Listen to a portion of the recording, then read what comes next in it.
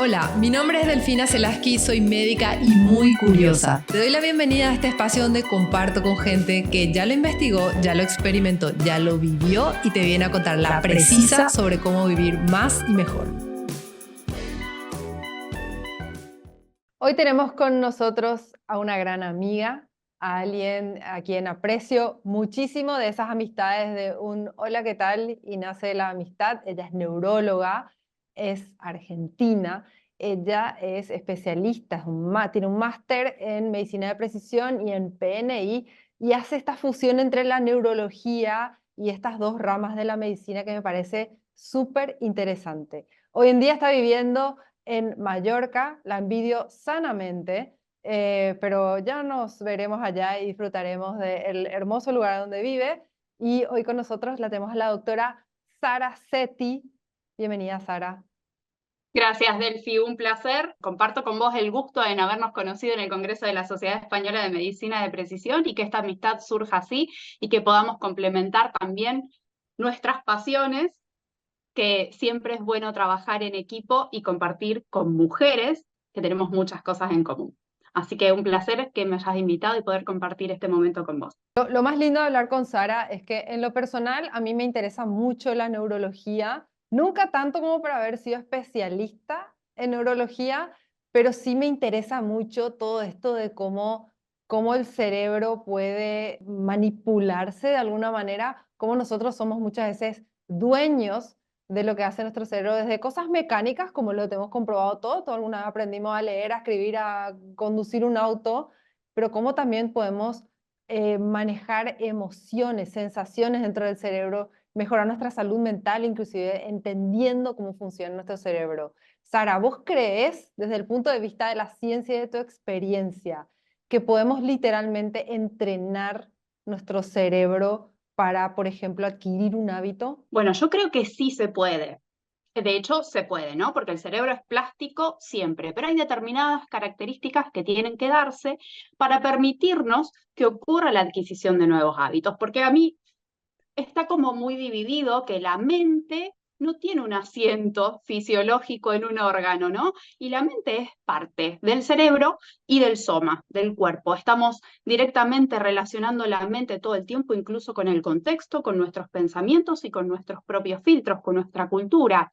Entonces, si nosotros queremos realmente entrenar el cerebro para adquirir nuevos hábitos, que son la forma en la que nosotros podemos cambiar nuestra vida, porque nosotros podemos cambiar nuestra vida solamente si tomamos decisiones, ¿no? Porque a veces uno se enrosca en un montón de pensamientos y esos pensamientos no te llevan a ningún lado. Entonces, la forma en la que nosotros podemos cambiar el rumbo de nuestra vida es tomar decisiones. Y un nuevo hábito es justamente eso, es una ruta biológica que a vos te permite llegar a determinado rumbo. Pero esto no está en la estratosfera, está en la mente y tiene un asiento fisiológico y anatómico que es el cerebro. Por lo cual, para poder tener un nuevo hábito es fundamental que haya energía en el cerebro, es fundamental la bioenergética en el cerebro. Yo sé que vos también te dedicas a esto, de las hormonas, el ATP, la biogénesis mitocondrial y todo esto, y es fundamental, porque sabemos que el órgano más caro es el cerebro. Y justamente la parte del cerebro que a nosotros nos va a dirigir como un timón al objetivo es la corteza prefrontal, que evolutivamente es la más nueva, ese es nuestro timón. Nosotros tendemos a estar redundando la mayor parte del tiempo con la vida moderna entre redes neuronales por defecto, que es nuestro modo predeterminado de funcionamiento, ¿no? Claro, el cerebro hace eso porque si no sería carísimo mantener pensando cada cosa que vamos a hacer. Entonces, si nosotros tenemos que entrenar esta parte de la corteza prefrontal, que es la que nos dirige como un timón a nuestro objetivo, esta corteza prefrontal es cara de mantener. Es cara, me refiero a que consume cerca de 265 kilocalorías por día. O sea, necesitamos tener flexibilidad metabólica y tener una buena sensibilidad a las hormonas para que el hipotálamo diga, bueno, perfecto, vamos a generar un nuevo hábito. A nosotros nos pasa, me imagino que también te ha pasado, que a veces uno ve pacientes con obesidad, con fatiga crónica, que no pueden levantarse de la cama o que se despiertan directamente sin motivación y sin energía. Y cuando viene al consultorio uno ve que tiene desregulado miles de ejes, que la tiroides, que el sistema somático, que la insensibilidad a la insulina, la falta de sensibilidad a la leptina, las catecolaminas por las nubes, insuficiencia adrenal, y uno le propone una lista así de cosas. El cerebro te está diciendo, doctora, me despierto y no tengo energía. Tengo entre las 10 y las 11, ¿cómo me tengo que ir a dormir de nuevo? A las 6 de la tarde no sirvo para nada. Ese cerebro no es que no pueda generar un nuevo hábito, es que le cuesta. Y si nosotros no entendemos cómo funciona esto, nos estamos perdiendo, por más de que sepamos un montón de mecanismos moleculares en los cuales tenemos que trabajar, lo más probable es que fracasemos, porque el paciente no pueda llevar adelante la adquisición de nuevos hábitos por una falta de flexibilidad metabólica del cerebro y de primacía del cerebro. ¿No? ¿No Exacto. te Y pasa a vos también que a veces decís cómo algunos pacientes pueden y otros no? Y son cosas que no contemplamos y que nos lleva al fracaso terapéutico. yo lo que percibo a nivel personal y también con pacientes es que para adquirir un hábito a veces sucede que cuantos más pasos hay involucrados dentro de la adquisición del hábito, agota más al cerebro. Y no sé si es una percepción personal del paciente de pensar, uff, para lograr tal cosa, suponete, ir al gimnasio, me tengo que cambiar de ropa, tengo que llevar mi ropa al trabajo, tengo que, no sé, caminar hasta el gimnasio, manejar hasta el gimnasio, pagar la cuota, integrarme con gente que no conozco. Entonces, como que, no sé si es algo de la personalidad o si es algo inherente al cerebro, que toda esta percepción de que hay tantos pasos para llegar a un objetivo hace que la adquisición del hábito y llegar al objetivo sea más difícil. Eso es real o es una cuestión de, ah, no, mi carácter es así, soy medio vaga, y entonces mi No, carácter es así. no. Sí, hay características de personalidades que dependen de determinados polimorfismos, por ejemplo, de la dopamina, de la serotonina. Primero, para generar un hábito, el hábito se va a establecer en la medida que nosotros tengamos una recompensa de ese hábito. Y por otro lado, ese hábito y esa meta que uno le propone al paciente de verdad tiene que ir en relación a los valores que el paciente realmente sienta que le son propios. Y me refiero en esto porque en esta sociedad en la que vivimos hay gente que persigue metas, éxitos y valores que no son propios, son impuestos por la sociedad de consumo, por las redes sociales, por ejemplo, mujeres que están persiguiendo cuerpos exuberantes o que están persiguiendo ser CEO de una empresa, que después cuando uno los baja a la vida cotidiana, no son valores propios. Entonces, mantener la motivación en algo que realmente no es un deseo propio, eso es uno de los puntos, si querés, psicológicos que debería uno establecer. Esto que nombrás, la cantidad de pasos que uno tiene que elegir para llegar a un objetivo, depende de la capacidad ejecutiva y eso es dependiente de la corteza prefrontal, es una función de la corteza prefrontal, la ejecutividad y además la capacidad de inhibir los impulsos automáticos. Porque yo cuando estoy haciendo un hábito nuevo, lo más probable es que ese hábito me requiere un esfuerzo y no me genere una recompensa inmediata. Y nosotros sabemos que los hábitos justamente se refuerzan cuando te dan esa dosis de dopamina de que realmente te hizo sentir bien, ¿no?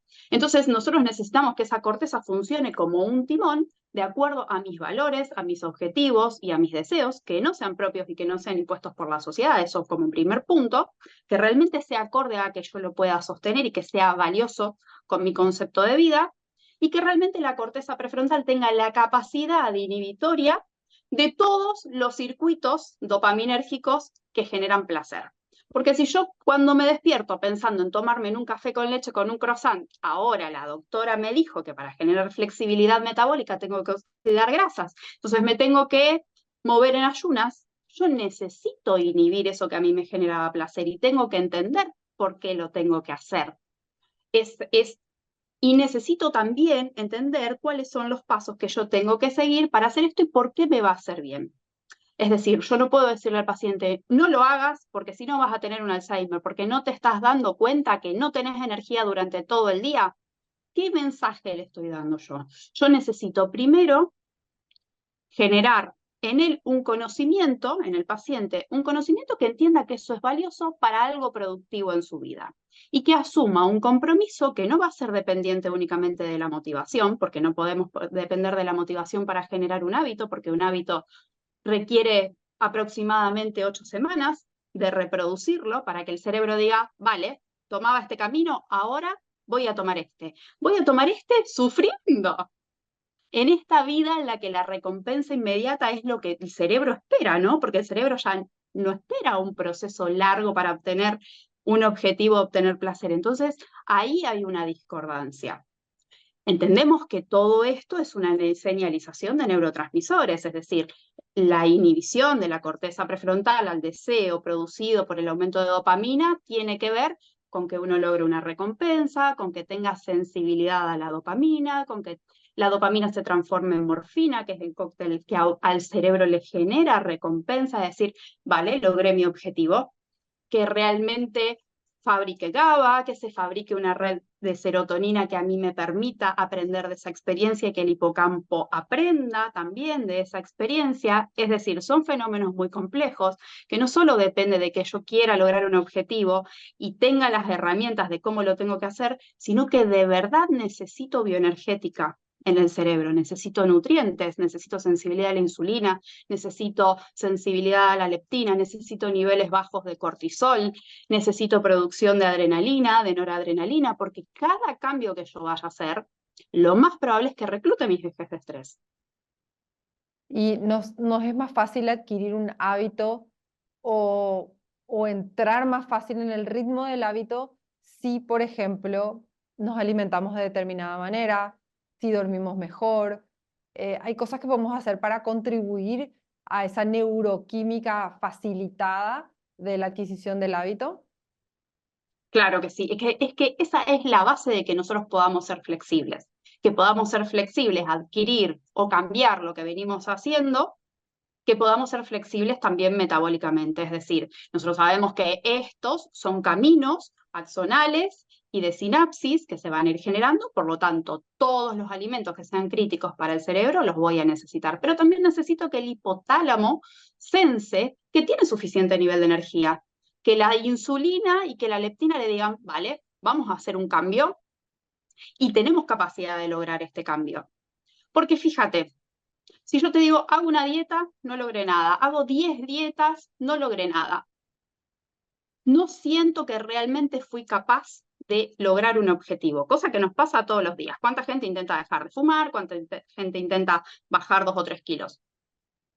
¿Qué pasa con la percepción de autoeficacia y autoeficiencia? O con la autoestima de ponerme un nuevo reto. No es que yo vuelvo a estar al mismo nivel.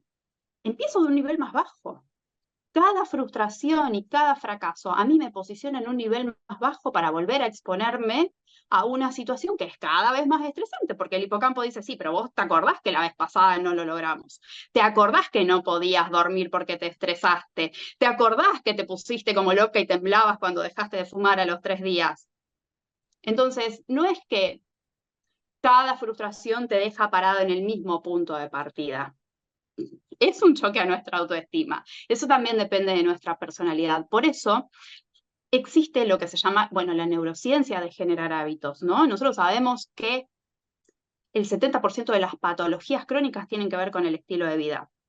Y el estilo de vida básicamente es cambiar hábitos. Fíjate, por ejemplo, un 46% de los pacientes con fibrilación auricular tienen adherencia a tomar el anticoagulante. Es Tomar un poquísimo, anticoagulante, 46%. claro, es Entonces, poco. claro que se pueden generar hábitos, pero si estamos diciendo que la corteza prefrontal tiene un sufrimiento o tiene un déficit de energía por múltiples motivos, generar el hábito va a ser mucho más complejo. Y es por esto que uno ve tantos fracasos y que uno ve tanta patología crónica, porque en la era de la información en la que estamos viviendo actualmente, información hay por todos lados. Pero es el momento en el que más quietud y más imposibilidad de toma de decisiones y avanzar tiene la gente a pesar de tener toda la información. Sí, totalmente. Y también tenemos como muchísima recompensa, vos hablas de la recompensa detrás de lo que nos mueve, muchísima recompensa rápida, ¿no? Siempre yo le digo a mis pacientes, vos decís, estás trabajando en la computadora y de repente decís, ah, tengo un bloqueo creativo, no puedo seguir, voy a parar un rato. Y tu parar un rato es tirarte con el teléfono a scrollear, ¿no? Y a que sea información, información, información, como saturar de vuelta la mente ¿no? Es una recompensa rápida, pero una recompensa, yo diría, mal entendida, ¿no? No es realmente una relajación de la mente, es someter a la mente de vuelta a procesar, procesar, procesar, procesar, de vuelta más información, en esto que hablábamos de que la mente busca el camino cómodo, ¿no? De La mente conseguir. busca el camino cómodo, la mente busca el placer, la mente busca el ahorro de energía, la mente busca que no te muevas. Pero bueno, el cerebro es así.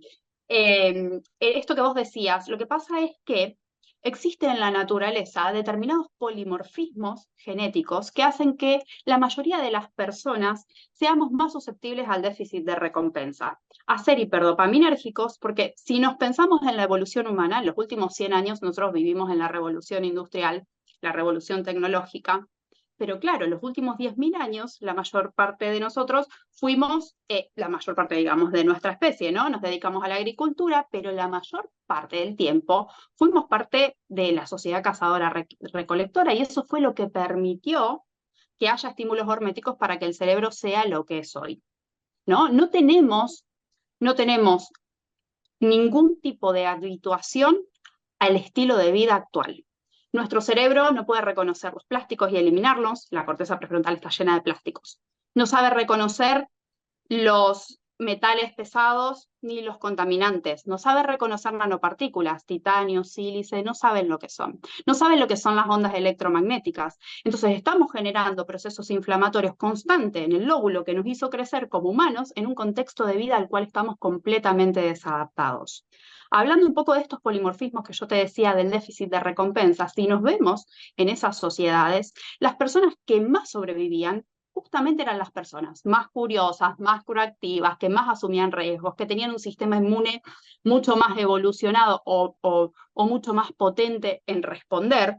Claro, pero en ese contexto, ponemos ahí ahora a los que tenemos resistencia rápida a la morfina, a las endorfinas, a que los que tenemos receptores largos dopaminérgicos y cortos serotoninérgicos, a los que tenemos triptófano hidroxilasa que fabrica serotonina mucho más lento.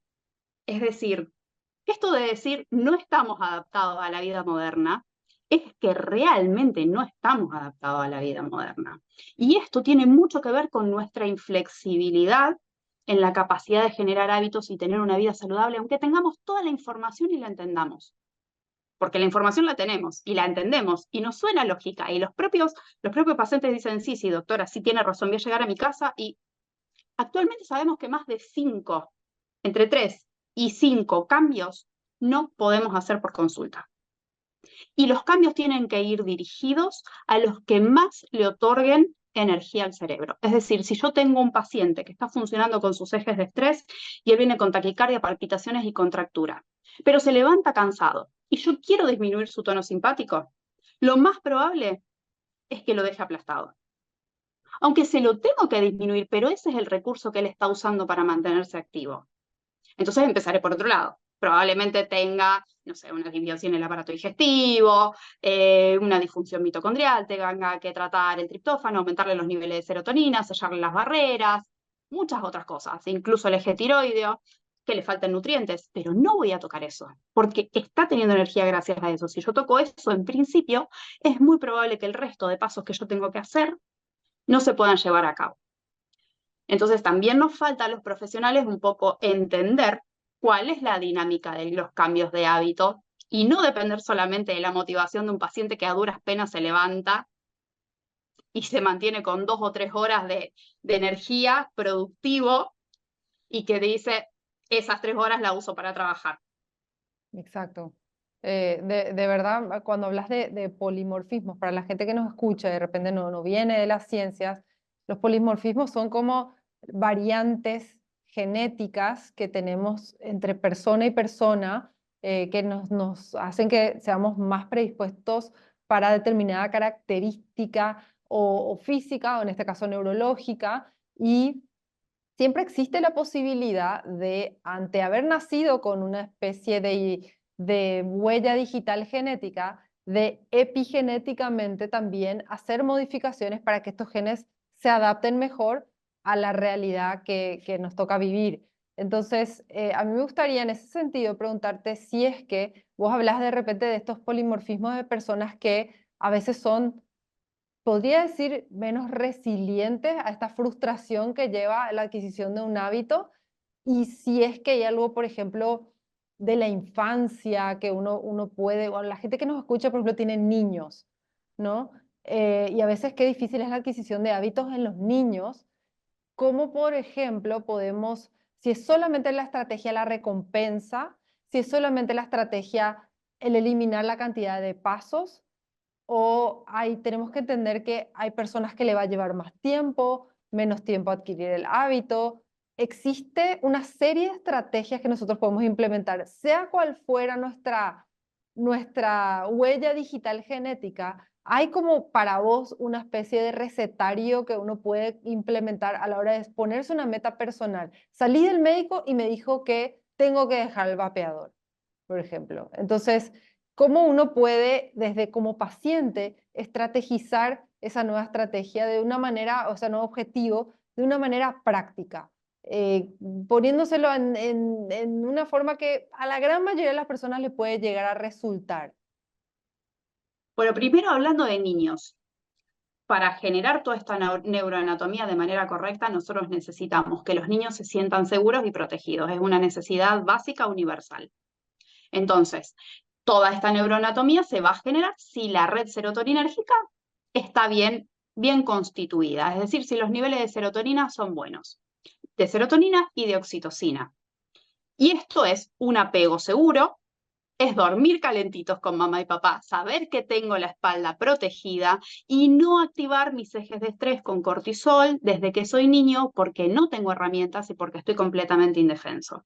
Entonces, eso en primer paso, porque hay niños que tienen mucho estrés, que lo sabemos desde que el cortisol traspasa la placenta y que duermen solos o que han estado en neo, que además tienen una dieta carencial, que eso también activa los ejes de estrés. Entonces, eso en principio en los niños, creo que como necesidad básica tenemos que entender que los niños tienen que tener el contexto de protección y seguridad fundamental, porque sin oxitocina y sin serotonina como base, es muy difícil generar toda una supresión de estímulos que no queremos tener, constitución de hábitos y demás. O sea, es mucho más fácil cuando de verdad los ejes de estrés están calmados y la persona puede poner su atención en el aprendizaje de lo que sea. Y si hablamos de plasticidad, los niños llevan el tope de la plasticidad. Entonces, eso es algo que me gustaría destacar, que no falten nutrientes esenciales y que no falte amor. Amor, protección, contención y seguridad. Eso es base. Lo mismo Ajá. para los adultos, exactamente lo mismo para los adultos, porque en esto que decíamos, generar hábitos en este contexto es tan difícil, uno tiene que contar con una red que te ayude a sostenerlo. No es lo mismo que vos le digas a una persona deje de fumar y que el marido y los hijos fuman, que le digan te vamos a hacer el aguante, vamos a tratar con vos de cuánto más fácil es, porque siempre recae todo sobre uno mismo, pero nosotros somos uno en el contexto, ¿no? Y el contexto puede ayudar o no. Esta famosa ley de que sos el resultado de las personas las 5 personas con las que más te rodeas. El conocimiento colectivo, la inteligencia colectiva, es decir, adquirir hábitos. Nosotros sabemos que la mayor parte de los hábitos que adquirimos de manera inconsciente son por copiar. Entonces, bueno, eso uno de adulto también lo puede llegar a copiar. Tengo una amiga que es deportista, bueno, y yo tengo que bajar de peso. Me justo con la deportista, no me justo con la otra. Seamos un poco Exacto. inteligentes. Eso también nos ayuda a progresar más rápido en nuestros objetivos. Y eso también está bueno y es válido. Esta cosa de evolucionar en comunidad, yo veo que funciona muchísimo con mis pacientes, el tener un apoyo de una red para la adquisición de hábitos en la adultez, me parece que es algo que puedo decir que independientemente de las características individuales de cada persona, esto funciona súper bien para la gran mayoría de la gente. Y en cuanto a, por ejemplo, estamos hablando de distintas realidades en las que habitan nuestros pacientes. Y antes de empezar a grabar, estaba hablando acá con alguien y le decía que a veces, como en esta cosa de que lo que le da más o menos trabajo al cerebro, ¿no? El pintarnos una realidad. Cuando la mente se pinta una realidad, siempre se dice que el cerebro percibe eso que le contamos, esa narrativa que tenemos con nuestro propio cerebro, la percibe como algo que está sucediendo ahí en ese instante, en ese momento, ¿no? Y quería saber si esto está realmente apalancado en la ciencia, si vos investigaste, sabes que esto es real o es solamente algo que te cuentan, no sé, alguien que hace coaching, un psicólogo, ¿no? Si es que realmente nosotros tenemos la capacidad de crear realidades en nuestro cerebro y si eso tiene un impacto biológico. Nosotros tenemos la capacidad, a ver, primero que la realidad no es como es, sino es como somos. Porque a medida que la información va entrando, va atravesando distintos filtros, ¿no? Todos esos filtros del tálamo, el hipocampo, la amígdala, va generando filtros y la información pasa de ser 2 millones de bytes a unos 6 o 7 que son los que en definitiva terminan ingresando a nuestro cerebro. En esos filtros es a lo que yo le quiero prestar atención o no le quiero prestar atención. Por ejemplo, yo cuando estaba embarazada veía embarazadas por todos lados. Digo, oh, no puede ser que hubo una explosión. Y eso, por ejemplo, tiene que ver con esto de las visualizaciones.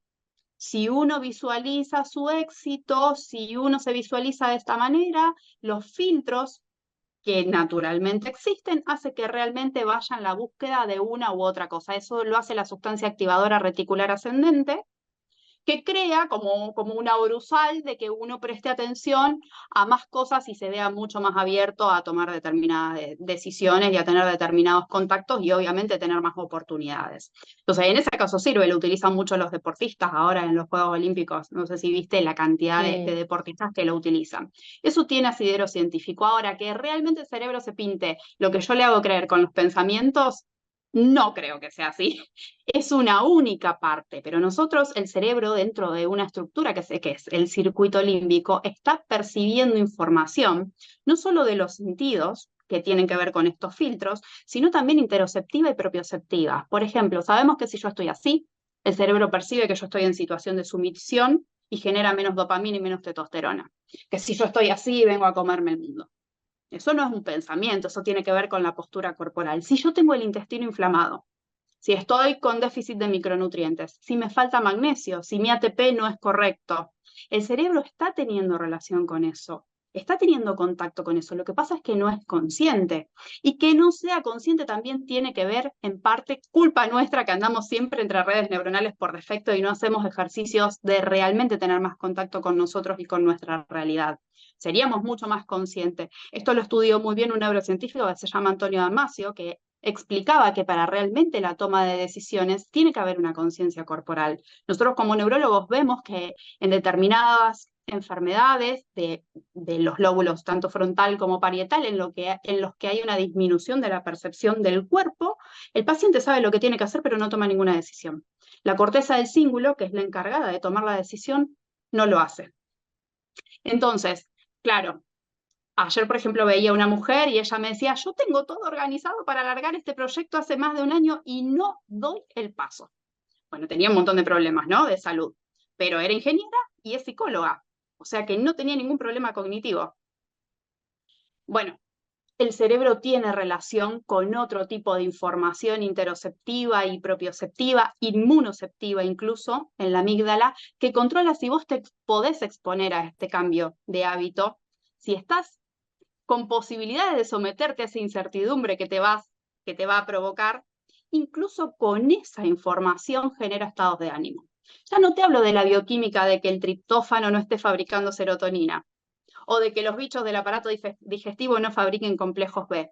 Mismo toda esta información que se está procesando en esta área del cerebro hace que uno tenga estados de ánimos basales. Hoy me levanté mal, sí, pero ayer comí horrendo, estoy inflamada, no tengo energía, hoy voy a ir a la entrevista de trabajo, ¿cómo creo que me va a ir? Probablemente tenga que activar el doble de mis ejes de estrés para pasar esa entrevista de trabajo.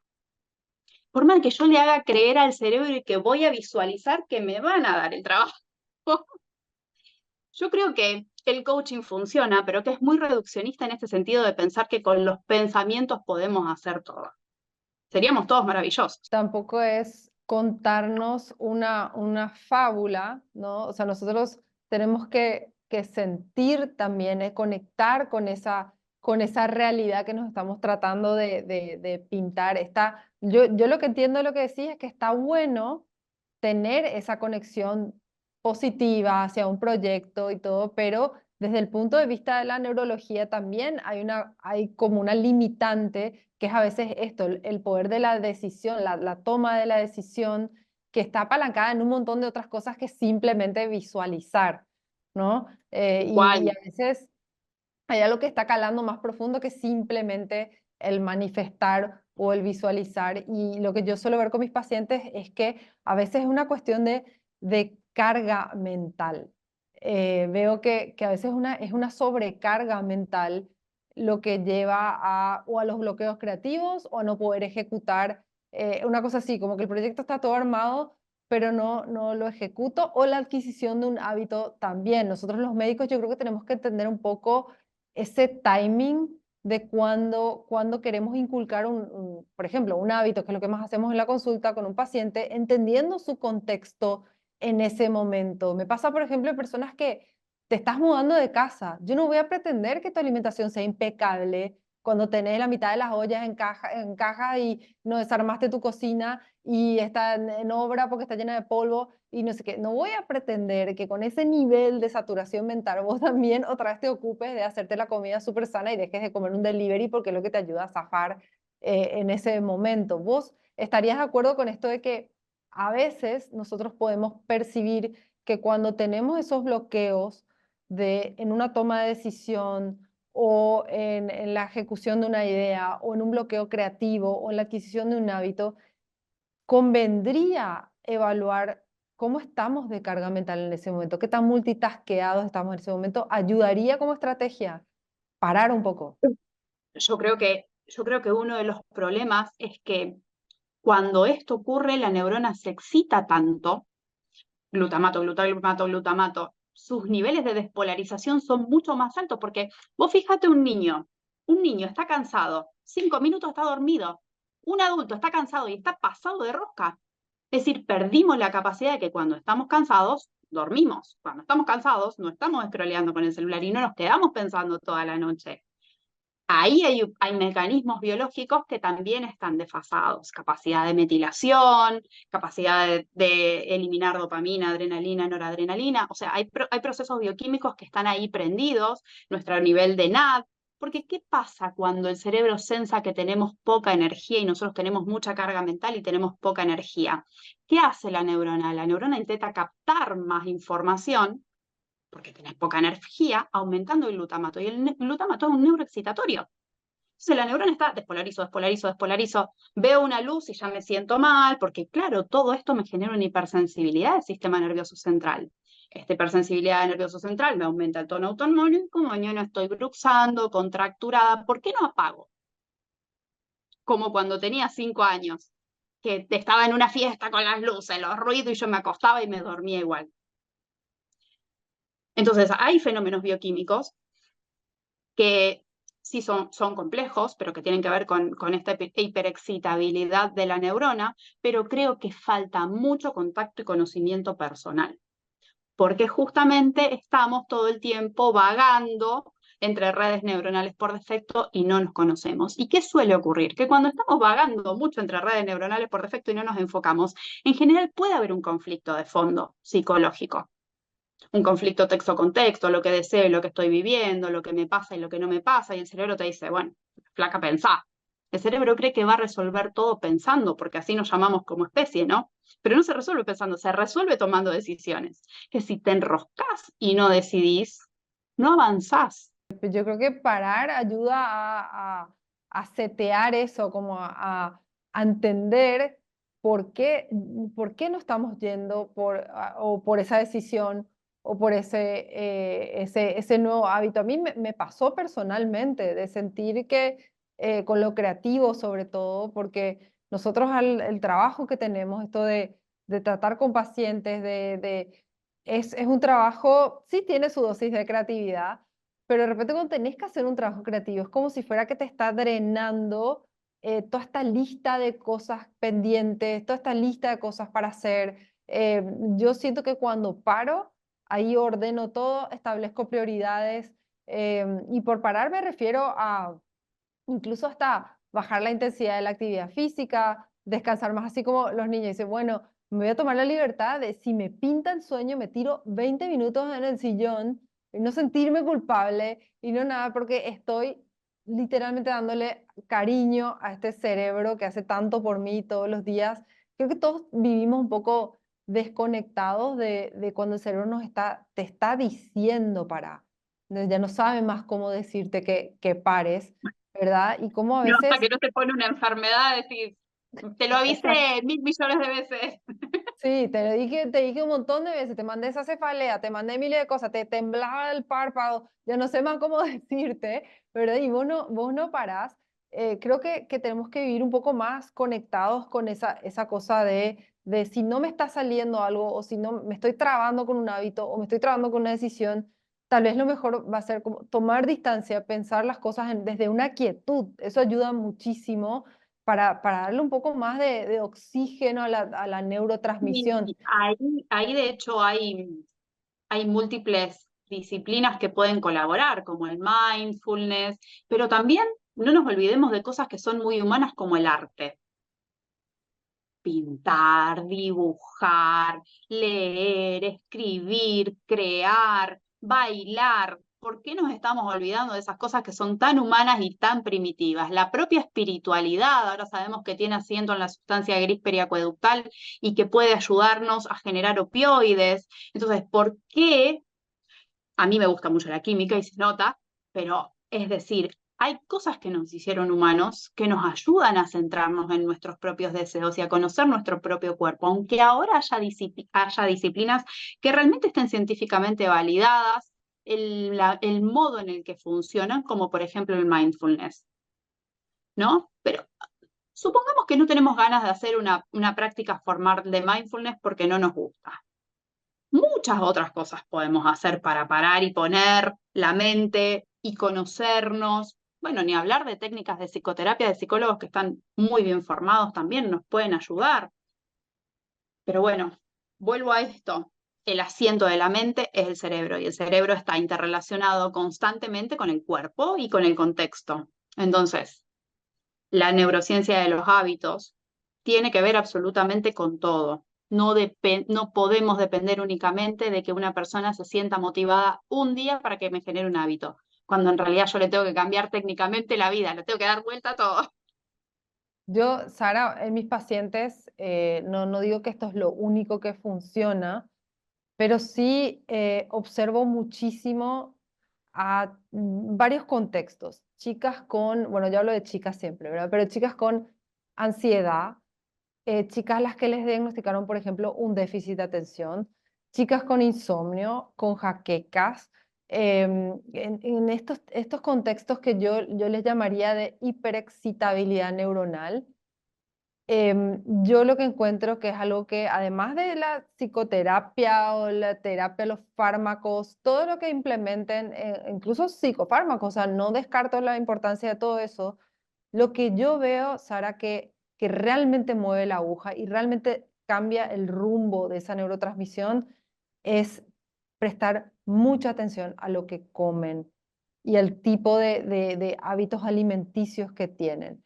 Vos, en el día a día de tus pacientes, vos podrías definir cosas que solés ver de hábitos comunes en muchos pacientes que conducen a esta hiperexcitabilidad del sistema nervioso y que terminan por ahí en este tipo de diagnósticos y que todo bien, te dan la pastilla, pero rascando un poco y llegando al problema de raíz, hay hábitos del día a día que no estás observando que tus pacientes están haciendo que conducen a esta hiperexcitabilidad del sistema nervioso. ¿Hay algo que vos observás como un patrón? Sí, pero lo que ocurre es que yo lo veo como consecuencia muchas veces, porque cuando el cerebro tiene déficit de energía, la tiene fácil, te manda a la heladera. De hecho, los sistemas de búsqueda de cambio, esto que hablábamos, las personas que necesitan hacer cambios en su vida, buscar lo que sea, comida, se dan en principio por orexinas y también por dopamina. Entonces, tener hambre y que la dieta no sea lo más adecuada posible puede ser una causa y puede ser una consecuencia. Entonces, si yo a un paciente con una resistencia a la insulina, a la leptina y que se levanta cansado, le hago una dieta restrictiva, yo en general los pongo en dieta cetogénica, ¿no? Pero Ujú. porque quiero cambiar en una dieta cetogénica muy reglada, con mucha suplementación. y no me doy cuenta, yo estoy generando más estrés y estoy generando encima un aumento de la actividad del eje renina-angiotensina-aldosterona, de lo cual si el paciente es inflexible metabólicamente, me va a utilizar músculo para poder generar gluconeogénesis hepática. Entonces va a tener más sarcopenia, va a tener más debilidad, va a tener menos ganas de moverse y va a estar metabólicamente peor.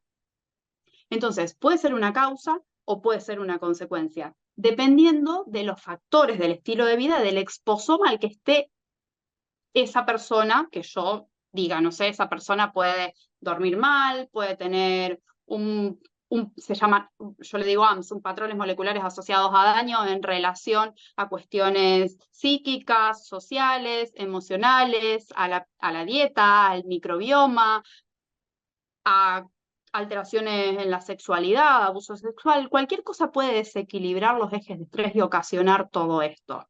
Claro, puede ser causa y puede ser consecuencia y en cada paciente será diferente. Si yo no logro entender en la consulta qué es lo que está ocurriendo, es muy probable que a todos trate por igual y le erre. Claro. Es complejo porque creo, en este sentido, que deberíamos trabajar en grupo. A mí, este tipo de consultas más psicológicas, si bien yo hago PNI, la parte de la P es una cosa que a mí me gusta delegar, la parte de la psico. Considero que hay gente mucho mejor entrenada en evaluar y producir cambios en todos estos filtros que yo necesito para que el paciente cambie y acompañar a los pacientes en este sentido y yo encargarme más de la parte bioquímica. De la parte Exacto. bioquímica, de la parte funcional, del diagnóstico, de los estudios complementarios y demás.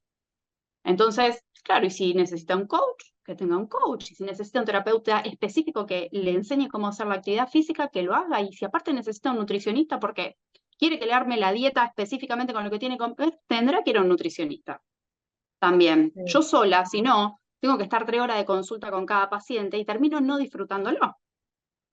Sí, y a mí me encanta trabajar en equipo con neurólogo, psiquiatra, nutricionista, porque las hormonas son neuroesteroides. Las hormonas también van a tener ese impacto dentro de, por ejemplo, la adquisición de un nuevo hábito o nuevos patrones de conducta, la hiperexcitabilidad del cerebro. Hay gente que por estar, por ejemplo, deficitaria en una hormona que se llama progesterona, eso pasa muchísimo en las mujeres, el cerebro está hiperexcitado y en vez de tener un síndrome premenstrual, una etapa premenstrual relajada y tranquila, estás nerviosísima, full histérica, no sé. Hasta epilepsia, hasta las epilepsias empeoran cuando hay déficit de Sí, progesterona.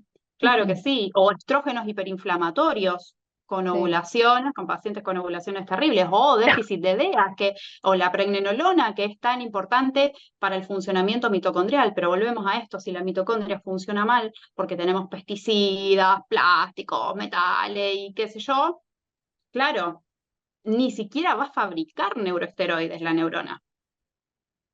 exacto, no va a Entonces, haber esa intercomunicación hormona-neurona. entonces es fundamental que sepamos qué es lo que tiene mi paciente, porque no son todos iguales. Y eso es lo que hacemos cuando hacemos medicina de precisión. No es que venís porque estás fatigado, yo te doy un complejo B intramuscular y chau. No. Son consultas largas, son consultas que tenemos que conocer en profundidad a los pacientes. Muchas veces en la primera consulta no terminamos de armar la película de todo lo que le ocurre, pero que idealmente uno tiene que armarla, en los que se valora todo. Y que cambiar los hábitos, yo creo que es la base de que nuestro trabajo valga la pena. Sí, Pero entender no, la neurociencia de los hábitos, como te das cuenta, no es nada sencillo. sí, y no, el cambio de hábitos no es algo que vas a hacer vos solo como especialista, ni tu paciente solo como individuo. Tiene que haber un conjunto de cosas que estén funcionando y me gustó mucho lo que dijiste sobre la medicina de precisión, porque los médicos que hacemos medicina de precisión vamos mucho a no solo los hábitos, sino al contexto de nuestros pacientes. Tal vez detrás de un problema para dormir, no nos quedamos simplemente con, no duermo, ¿y qué características tiene la falta de sueño? ¿No concilias? ¿Te despertás varias veces o te despertás antes de dormir? Entonces, te doy este medicamento. Sí, tenemos en cuenta eso, pero también tenemos en cuenta cosas como, ¿tenés un trabajo que te gusta? ¿Con quiénes vivís? ¿Quién, o sea, un contexto? Siempre que hay que pensar en las cosas más allá de un síntoma, porque es ahí donde realmente le solucionamos el problema a nuestros pacientes. Porque el síntoma no es el problema, el síntoma es la forma que tiene el cuerpo de decirte me pasa algo, pero no es el problema. Yo creo que gran parte del problema de la medicina es que tapamos los síntomas y justamente no vamos a buscar los problemas. El problema, por lo que viene el paciente nunca es el problema, es un constructo que se viene dando desde un montón de tiempos de un cuerpo que está tratando de solucionar y generando adaptaciones o Claro. desadaptaciones, porque pobre, una resistencia a la insulina en un contexto, en contextos es fisiológica en determinados contextos y en otros de momento está funcionando gracias a eso, el metabolismo. Entonces, bueno, creo que la neurociencia de los hábitos es una cosa que todos los profesionales deberíamos poder entender cómo es, justamente volviendo al principio, porque tenemos polimorfismos que nos hacen, la mayoría de los humanos, que nos hacen que tengamos determinadas características de déficit de recompensa y de más búsqueda. Y Genéticamente estamos así. Y un Sara, contexto social y cultural que nos expone constantemente a este tipo de vida más adictiva, cuando después, en definitiva, termina condenando la propia adicción. Es decir, es lícito fomentarla y después es ilícito ser un adicto. claro, exactamente. Me encantó eso que dijiste, porque de verdad es un mundo diseñado para que caigas en esas cosas, pero nada te facilita salir de ellas. Qué interesante lo que dijiste, me gustó mucho. Y Sara, vos podrías decirnos, desde tu punto de vista de médica, neuróloga, mamá, esposa, desde todos los roles que ocupas con tu vida, ¿cuáles serían los consejos que vos le darías a todo el mundo para realmente darle amor a ese órgano tan increíble que es el cerebro? ¿Qué hábitos del día a día vos considerás que son maneras en las que podemos vincularnos desde la gratitud con nuestro cerebro, darle cariño, darle amor, cuidarlo como una plantita para que esté ahí firme hasta nuestros últimos días de la adultez mayor? Yo creo que fundamentalmente en mi rol de madre, esto, cuidar la infancia, que se sientan seguros, que se sientan protegidos y que tengan un buen desarrollo de la neuroanatomía, tanto oxitocinérgica como serotoninérgica. Que no falte amor, que no falte seguridad, que no falte confianza, que no falte libertad de expresión, porque son características propias. Que no falte el contacto propio, que se limiten las tecnologías y las cosas que vienen bajadas de línea, tanto sea por redes sociales como por cultura o por lo que sea, porque la gente, un cerebro sano es un cerebro libre también. Que no falten nutrientes críticos, por favor, que se promueva la flexibilidad metabólica, que sea actividad física en ayunas, que el cerebro sea capaz de utilizar lactato que fabrica el músculo o que fabrican los lactobacillus, que el cerebro puede comer cuerpos cetónicos, puede alimentarse por cuerpos cetónicos, pero claro, para eso tenemos que beta-oxidar. Que tratemos de tener un poco más de control sobre las micropartículas, las nanopartículas, los contaminantes, los disruptores endocrinos y todas estas cosas que ya sabemos que el cerebro tiene plásticos, metales pesados y aún así nosotros queremos y queremos y queremos, ¿no? Es compleja la vida moderna. Contactemos más con uno mismo, volvamos a sentirnos partes de la naturaleza, volvamos a pensar qué es lo que realmente deseamos, si estamos llevando la vida para el lado en que nosotros queremos llevarla, o si son conductas impuestas. A mí me llevó, por ejemplo, emigrar a pensar de que yo todo lo que tenía en Argentina, que lo había disfrutado mucho, pero que el último tiempo lo único que podía hacer era dedicarme a trabajar para sostener eso. No tenía proyectos a futuro porque dependían de la economía, ni siquiera dependían de mí. Entonces yo dije, yo no quiero, o sea, no me interesa tener más dinero del que, no me interesa trabajar para tener dinero. Yo a las 5 de la tarde quiero estar en el mar, con los chicos y leyendo. Y se Entonces, te claro, dio. y en un momento claro, por ejemplo, me ocurre que me llaman para dar charlas, para hacer determinadas cosas, y yo digo, ¿esto me acerca o me aleja? Porque a veces a uno también le gustaría como, bueno, ser más conocida o tener la consulta más llena, pero eso me aleja a mí de mi deseo. Yo ya tuve eso. Eso que a exacto, mí me están diciendo, de que tengo que vivir en el gimnasio para estar dura, eso me aleja a mí de mi deseo. exacto. Entonces, más contacto con los deseos personales y con la vida valiosa con uno mismo, porque además tenemos que tener tiempo para cuidar a nuestros niños, para hacerle la comida que toca, para escucharlos. Entonces, creo que en definitiva hay que volver a ser humanos. Sí, y creo que hay una etapa de la vida, a nosotros los médicos nos pasa mucho, hay etapas de la vida en donde es subir esa escalera de lo profesional, de hay cosas donde, hay momentos de la vida donde tal vez no tenemos opción, no tenemos elección en cuanto a lo que estamos haciendo, o tal vez a nosotros nos pasa mucho a los médicos que estamos en ese momento de la escalada profesional y no todo por ahí lo que te toque hacer va a ser lo más placentero del mundo. Yo tengo pacientes incluso que, por ejemplo, no sé, siguen contabilidad y están de mañana trabajando en un banco, de noche van a la facultad, llegan tarde de la noche, estudian y me dice, estoy agotada y reventada. Yo le digo, sí, pero espera, tenés veintitantos años, ese es el momento en el que tenés que estar haciendo esto. Lo único que tenés que plantearte es, ¿tiene una fecha de vencimiento? Tiene una fecha de vencimiento. No va a ser para siempre este tu estilo de vida, ¿no? Ahora estás nomás en ese desarrollo de tu vida profesional.